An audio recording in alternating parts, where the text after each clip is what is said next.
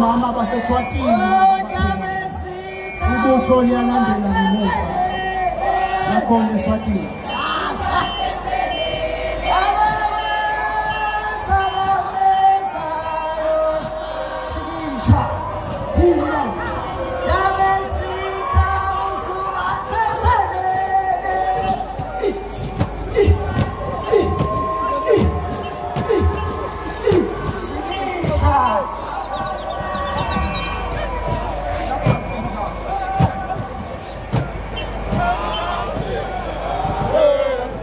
Benza nje ngoba kufushane bahamba. Benza ngoba kufushane ngiyabakhanda. Sengicela ibutho laseSwatini.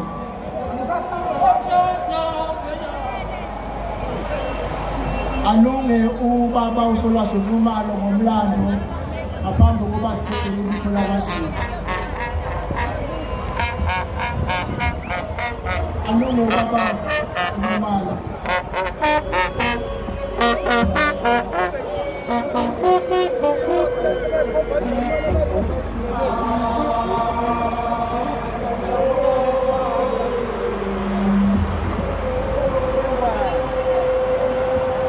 asicele-ke usolwazi babonxumalo socela nje ibutho lakwaZulu belithi ukubamba kancane libambe kancane sidlulisele umsebenzi bese sifika ngasekugcineni baba Zwide Thomas. Culture and that of the Egyptians had some osmotic relationship evident from their language and philosophies. They were very careful not to reveal their historic wisdom to foreigners.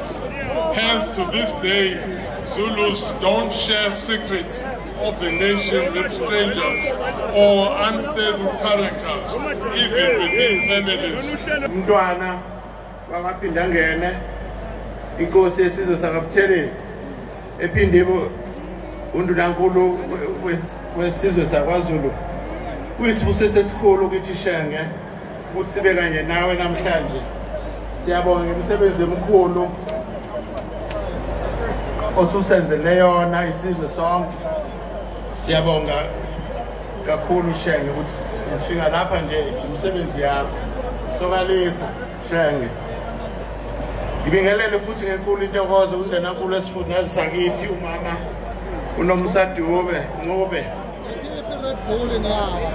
ondunankulu bezifundazwe zonke ezinye zikhona ezweni lakithi kanye nabaphathi ongqongqoshe bonke abakhona beyifundazwe kanye nabaphathi beminyango yeyifundazwe zonke. Ngokukhethekile ngithatha lelithuba futhi ukubingelela isilo saseSwatini esingumalume wesilo sethu. Sithi wena wekunene silo esikhulu siyakhuleka anakanda. Sikhuleka kakhulu ezilweni zonke ingonyama ekhona ezisivakashele osukwini lanamhlanje. Sikukhuleka kusihlalo namakhosi kazwelonke ozihlalo namakhosi bezifundazwe namakhosi onke likaMthaniya izinduna abadidiyeni amabutho izintombi zesizwe omama besiphithiphithi. Sibonga kakhulu bakwethu ngokuthi nizosinandisela umcimbi wethu omuhle kangaka. Siyabonga kakhulu ngokufika kwenu, sithokoza kakhulu. Sibingelele futhi labo meya bonke bakhona phakathi kwethu nabaphathi bomasipala namakhansela.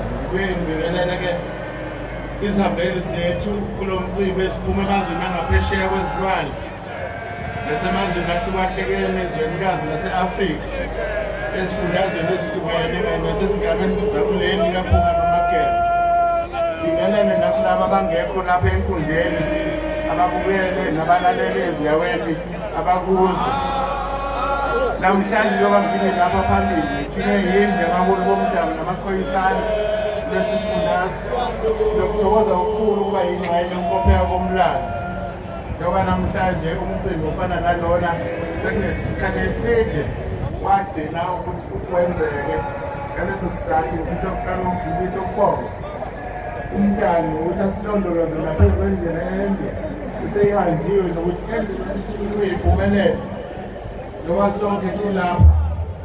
Kanti futhi ngifisa ukubonga izizukulwane zakithi sezandlulela kwelingaphesheya ngokusilungisela izicelo zakho konke esidingayo ezimpilweni zethu umnini amandla wonke.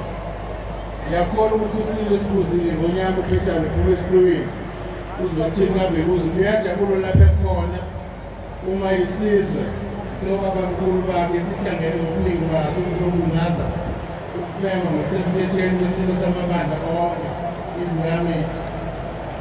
Angisho futhi ukuthi sidlulisa ukubonga okukhulu kwindlu yakithi ngokuthi ibumbane futhi yeseke isimo sethu umsebenzi esiphethwe wona okuhola isizwe sinomlando omude esihlonishwayo nesikhulukazi nezwelikazi lakithi lase-Afrika.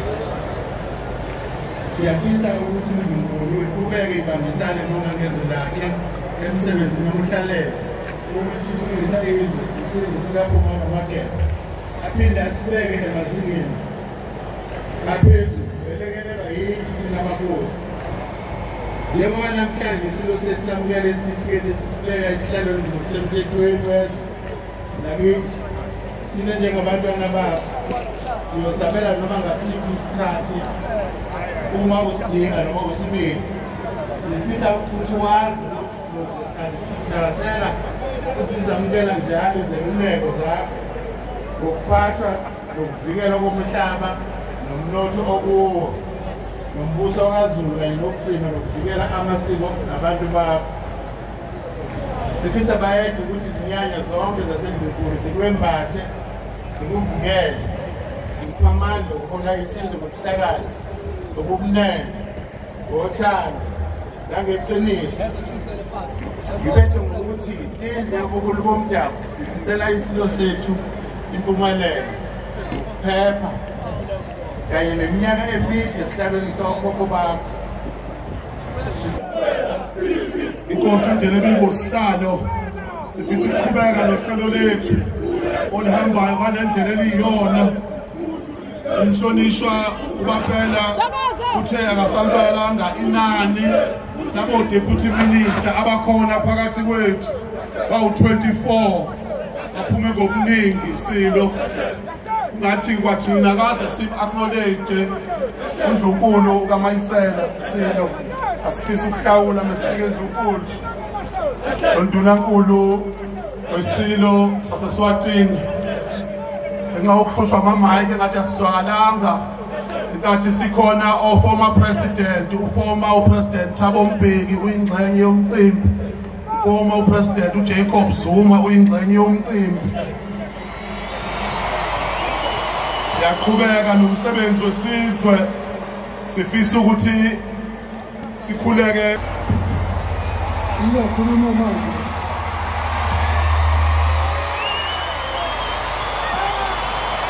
Asithulele